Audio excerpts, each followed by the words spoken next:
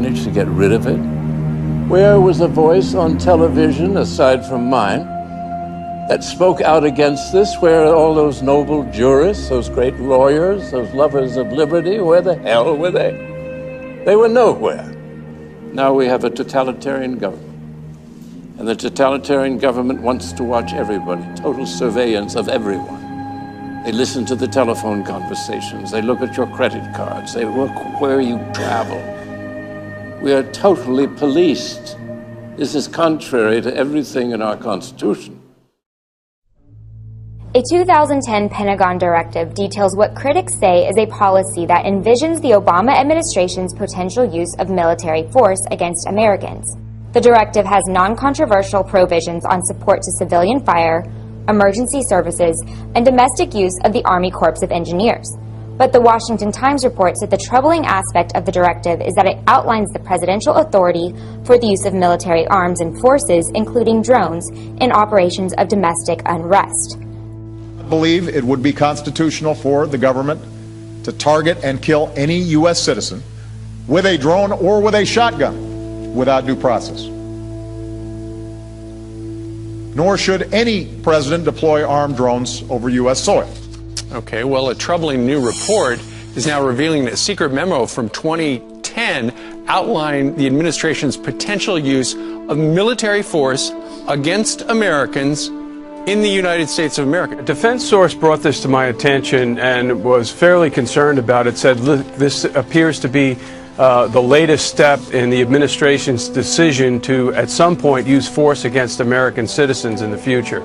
There are a lot of people concerned about this, and then you see this memo in connection with the growing militarization of many of the non-security agencies of government. In Connecticut, tens of thousands of residents have failed to comply with a new law that requires gun owners to register all military-style rifles with the state. In response to the Sandy Hook school shooting that resulted in 26 fatalities, Connecticut passed one of the strongest gun control measures in the nation. It's estimated that only 15% of gun owners have applied for assault weapons certificates, meaning the remainder could very soon become Class D felons. I think they're going to have a hard time putting this back in compliance, especially when precedence is already set here in Capitol Hill with our president, who is changing the laws, which he's breaking the federal laws every day with what the stance that he's taking on different legislations, primarily his health care plan. So people look at that and say, well, why should we abide by these laws if the president is breaking these laws? Days after a mass shooting and stabbing spree by a California college student, a number of state lawmakers are pushing to make it more difficult for potential killers to get their hands on a gun.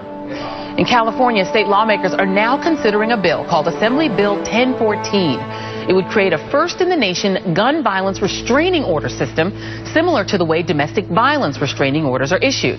If granted, police could then temporarily seize any firearms the person already owned and add their name to a list of people prohibited from purchasing weapons. Tanks, guns, armor, all tried and tested on the battlefield.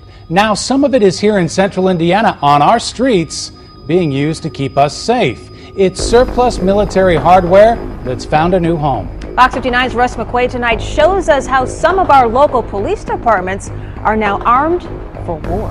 Surplus U.S. military hardware is coming home from the wars, being assigned to the streets and back roads of central Indiana to keep Hoosiers safe at a time of escalating homeland violence. Once it patrolled Afghanistan.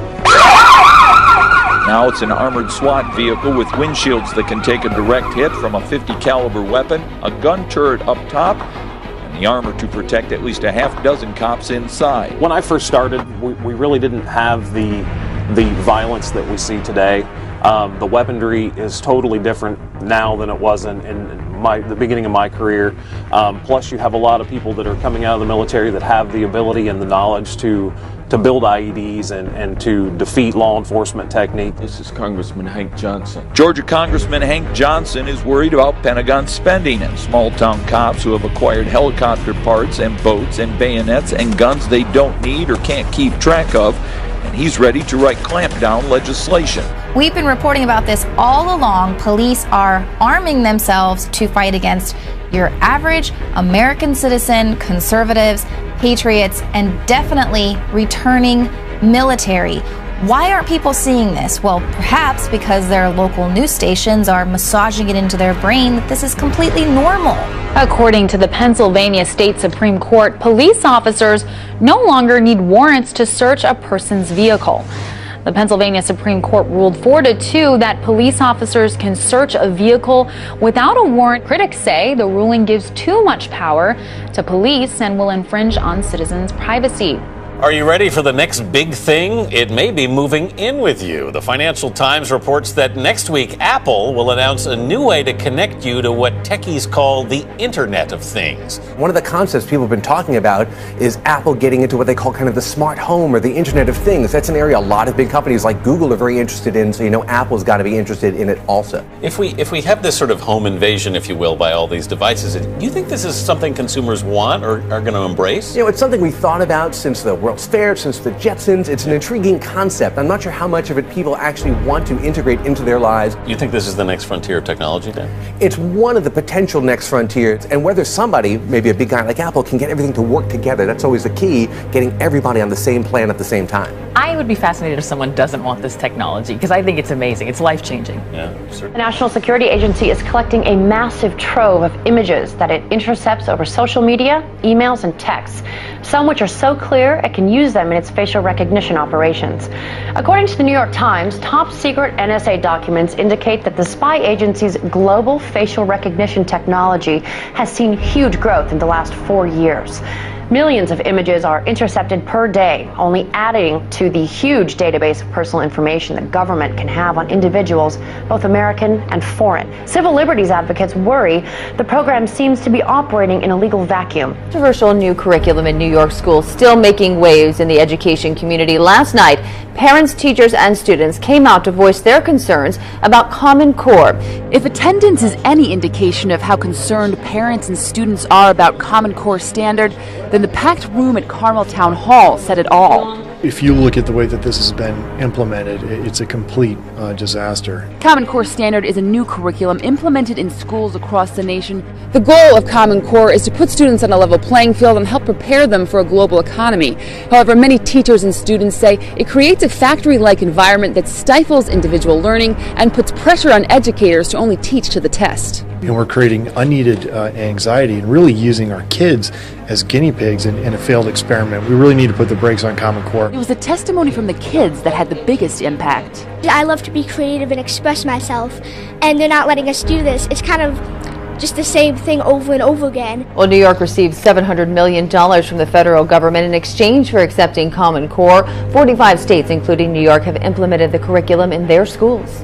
And now to Florida, where a school teacher allegedly humiliated a 12-year-old boy in front of an entire class after she caught him reading the Bible during what was designated as free reading time. I begin with that shocking lawsuit. A Connecticut family claiming their 3 daughters were brainwashed into joining a religious cult by teachers and, of course, that guidance counselor at the high school. On the outside, it's a typical suburban school. But on the inside, a new lawsuit claims 4 staff members at Avon High School in Connecticut tried to brainwash 3 sisters, and their parents had no idea, indoctrinating them, quote, into a religious cult that promotes martyrdom and celebrates death, leaving them flat and distant, reclusive, secretive, and non-communicative.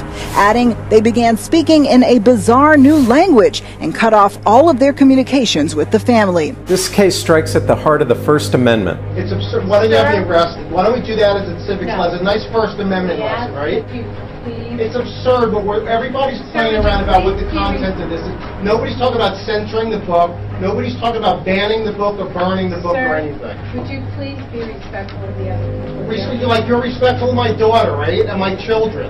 That you had that you put this book out with the, why don't we read the notice that was put out? Okay, we asked. Would anyone else like to speak? Because I violated 2-minute rule. Would anyone else like to be recognized? There's somebody in the back. This is ridiculous. My name is Gail Brunt. I'm sorry. Gail Brunt. Can you state your address? Whitehurst.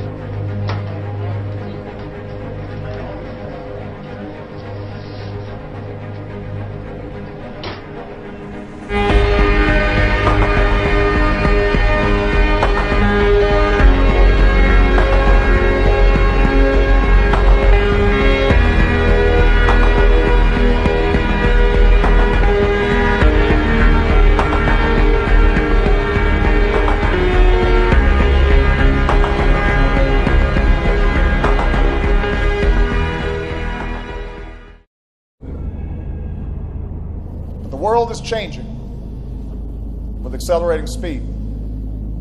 This presents opportunity, but also new dangers. It will be your generation's task to respond to this new world, where we face new challenges.